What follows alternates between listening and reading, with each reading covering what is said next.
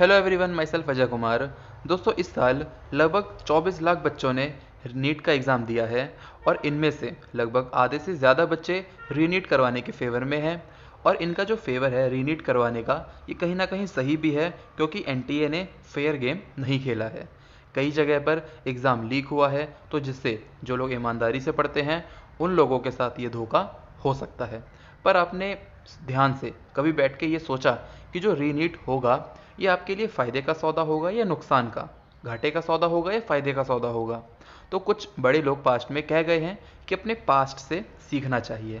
दोस्तों, आपको ध्यान होगा कि 2015 में 2016 में 2 बार एग्ज़ाम हुआ था, फ़ेज़ 1 और फ़ेज़ 2।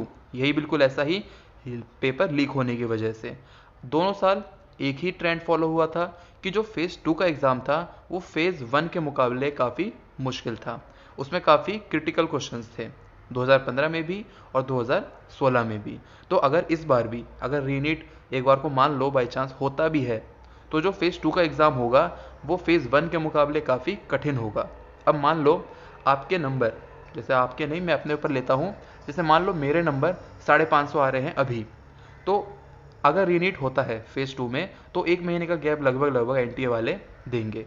तो मैं अभी 550 अगर ला रहा हूँ तो मैं 1 महीने में ज़्यादा से ज़्यादा अपना लेवल इतना बढ़ा सकता हूँ कि मेरे 580 590 आ जाएं।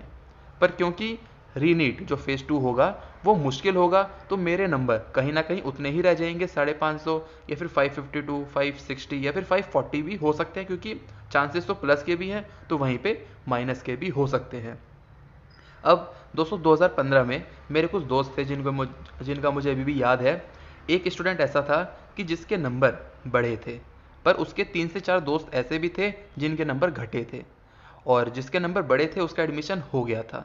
पर दोस्तों, मैं एक बात बता दूं आपको, जिसका एडमिशन हुआ था उसका जब फ़ेज़ 1 एग्ज़ाम हुआ था, भले ही उसके नंबर कम थे पर उस टाइम भी उसका एडमिशन हो रहा था।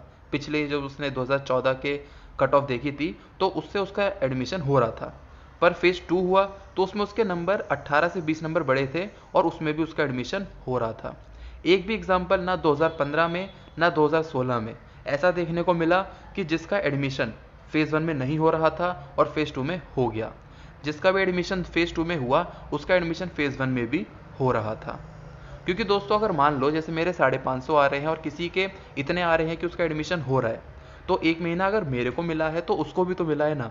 अगर उसका इस बार एडमिशन हो रहा है तो अगली बार वो भी तो बढ़ाएगा नंबर। अगर 30 से 40 नंबर बढ़ा रहा हूँ तो वो सामने वाला बंदा भी 30 से 40 नंबर अपने बढ़ाएगा। तो एट द एंड रिजल्ट वही रहना है।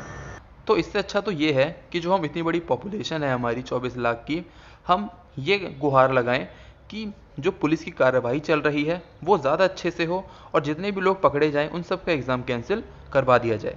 क्योंकि अगर रीनीट होता भी है फ़ेज़ 2 तो उसमें भी तो पेपर लीक होने के बहुत ज़्यादा चांसेस है ही ना। पेपर लीक नहीं होगा ये सोचना तो कहीं ना कहीं बच्चों वाली सोच होगी। पेपर फिर से लीक होना ही है, क्योंकि वो ग्रुप अभी भी एक्टिव होंगे जो लोग लीक करवाते हैं, और वो बच्चे भी एक्टिव होंगे जो पेपर लेने की हिम्मत रखते हैं। जो 30 से 40 लाख रुपए एक पेपर के दे सकते हैं वो अभी भी होंगे। तो पेपर फिर से लीक होगा तो फिर से वही प्रॉब्लम होगी। तो इससे बढ़िया सोल्यूशन यही है। हाँ, ये नो डाउट एनटीए वालों की गलती है, उन्हें एक ठोस कदम उठाना चाहिए। और जो लीक वाली प्रॉब्लम है ये तभी जाएगी जब नीट ऑनलाइन होगा। अब वो देखते हैं कब होगा। तो फिलहाल के लिए ये सोल्यूशन ज़्यादा अच्छा लग रहा है मेरे हिसाब से, कि पुलिस अपनी कार्रवाई अच्छे से करे और जो भी लोग पकड़े जाएं उन लोगों का एग्ज़ाम कैंसिल करवा दिया जाए। क्योंकि अगर रीनीट होता है तो इससे आपका भी टाइम जाएगा, 1-2 महीने और जाएंगे इसमें। पर सबसे ज़्यादा दिक्कत उनको होगी जो लोग इस बार ड्रॉप लेने वाले हैं, क्योंकि अभी जो लोग ड्रॉप लेंगे उनको प्रॉपर 1 ईयर का टाइम मिलेगा अपनी प्रिपरेशन को करने के लिए। पर अगर ये रीनीट होता है तो इसी में इनके फिर से दोबारा 3 महीने जाएंगे। इसके बाद इनको सिर्फ 9 मंथ्स मिलेंगे अपनी प्रिपरेशन को करने के लिए। तो दोस्तों, आई होप आपको ये वीडियो अच्छी लगी होगी। अगर वीडियो अच्छी लगी चैनल को सब्सक्राइब कर देना। मिलता हूँ अगली वीडियो में, तब तक के लिए गुड बाय।